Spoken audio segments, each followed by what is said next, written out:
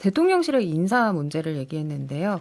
좀 여러 비판의 목소리가 나온 가운데 인선 얘기를 좀 이어가 보도록 할게요. 한동훈 비대위의 인선에 대한 이야기가 사실은 이번주에 화제를 더 모으기는 했어요. 비대위원 이제 구성이 나왔는데 평균 나이가 44세, 젊어졌다는 평가고요. 또 임명직 중에서는 이제 현역 의원이 김혜지 의원 1명, 그래서 비정치인 중심으로 꾸렸다. 그래서 뭐 변화를 시도한 부분에 대해서는 다 같은 평가인 것 같은데, 우리 정치인사 멤버들은 좀 어떤 기대와 또 어떤 우려를 갖고 있는지 궁금하네요. 기대하기가 그러세요? 좀 쉬워 보이지 않고 우려와 걱정스러운 걸 좀 말씀을 드릴게요. 그러니까 이분들이 정치를 안 하셨던 분들이거든요. 그러면 정치적인 발언에 대해서 메시지에 대해서 본인들이 얼마나 큰 파장을 불러일으킬지 아마 모르실 거예요. 한동훈 장관 같은 경우도 이제 법무부 장관 했을 때랑 비대위원장 했을 때랑 본인의 발언의 단어 하나만 가지고도 정말 어마어마한 일들이 많이 벌어질 것 같거든요. 근데 그런 거를 정치를 처음 해보는 비대위원들이 발언을 좀 제대로 잘 할 수가 있을까라는 좀 생각이 들어서 비정치인으로 꾸린 게 좀 염려가 된다는 말씀. 발언의 정치적인 파장에 대해서 이분들이 잘 모를 거예요. 근데 기자들은 집중적으로 막 취재할 거거든요. 뭐 김 의원님 이거에 대해서 어떻게 생각하세요? 그래서 거기서 만약 윤석열 대통령이나 여권과 다른 얘기를 하기 시작을 하면 어마어마하게 크게 파장이 나올 것 같은데 우려하시는 것처럼 기자들이 묻기도 전에 과거 발언 때문에 논란이 되고 있잖아요. 네, 그렇잖아요. 그러니까 이런 것들이 되게 좀 우려스러워. 그래서 두 가지로 생각할 수 있어요. 뭐야, 내가 비대위원이니까 내가 하고 싶은 말 해야지라고 할 수가 있고, 또 하나는 그래, 나 진짜 조심해야 되겠네라고 하면서 아무 말도 하지 못하는.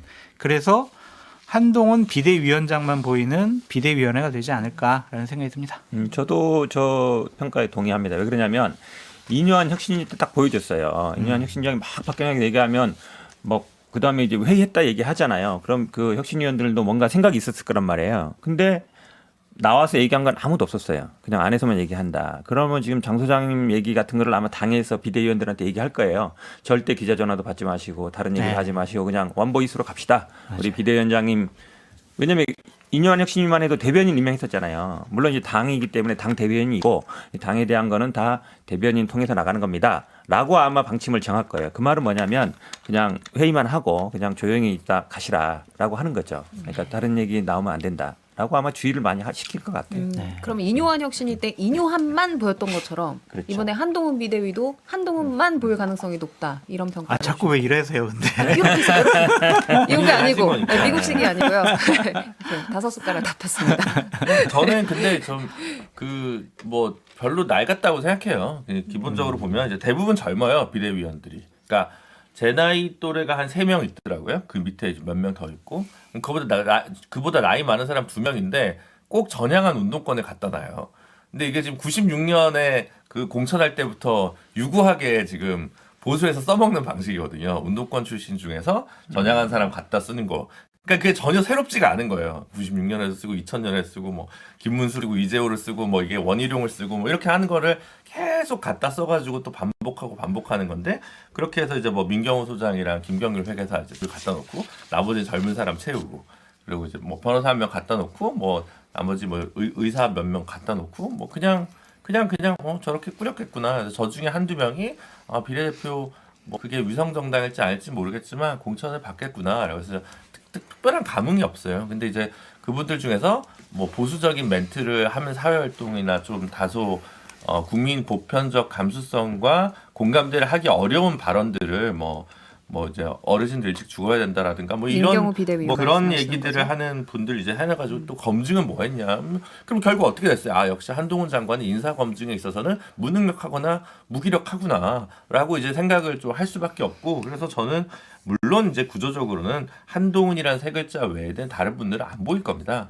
안 보인 거지만 그래도 여기서 뭔가 메시지를 주고 비전을 주거나 약간의 감흥을 불러일으키려고 할 텐데 저는 여기서 그 노력을 안 했겠느냐 국민의힘이 저는 충분히 했을 거라고 생각합니다. 근데 지난주에 말씀드렸지만 윤석열 정권의 어떤 비호감도나 부정적 평가가 되게 압도적인 상황에서 애초에 민주당 성향이나 진보 성향이 아닌 분들이라 하더라도 지금은 내가 여기에 끼고 싶지 않다. 굳이 여기서 뭐 비대위원이든 뭐 국민의힘의 공천이든 가고 싶지 않다라고 생각하시는 분들이 더 많을 거고 그러니까 결국 이 정도 구성으로 마무리될 수밖에 없지 않았을까라고 봅니다. 우리 김 위원장도 안 가겠다고 많이 얘기하셨잖아요. 제안이 들어와도 나는 안 간다. 뭐 이거 저는 이제 뭐 도봉구를 지켜야 되는 것 때문에 그렇긴 했는데 그런 의도 때문에. 뭐 그것도 그랬지만은 저는 이번에 인선에 대해서 약간 그래도 좀 걱정을 했던 것이 이제 비정치인이 가지는 장점과 단점이 있어요. 장점은 뭐 새로운 시선으로 정치를 바라볼 수 있고 또 국민들이 오히려 정치에 대해 갖는 신뢰도가 워낙 낮기 때문에 비정치인에 대해서 오히려 더 신뢰를 높게 치는 것도 있습니다. 그렇기 때문에 비정치인의 그런 장점들은 있습니다만은 단점이라는 게 항상 그렇잖아요. 이른바 셀럽 정치에 늘 문제라고 지적되는 게 장관들도 마찬가지고 일반 정치인들 인선 과정에서 셀럽들이 오게 되면 하나같이 문제가 터졌을 때 똑같이 하는 얘기가 있어요. 제가 이거 일반인 시절에 했던 얘기입니다. 라고 하면서 다 나중에 주워 담는 얘기들을 하게 되거든요. 그게 이제 셀럽 정치에 말하자면 제일 큰 단점이기도 해요.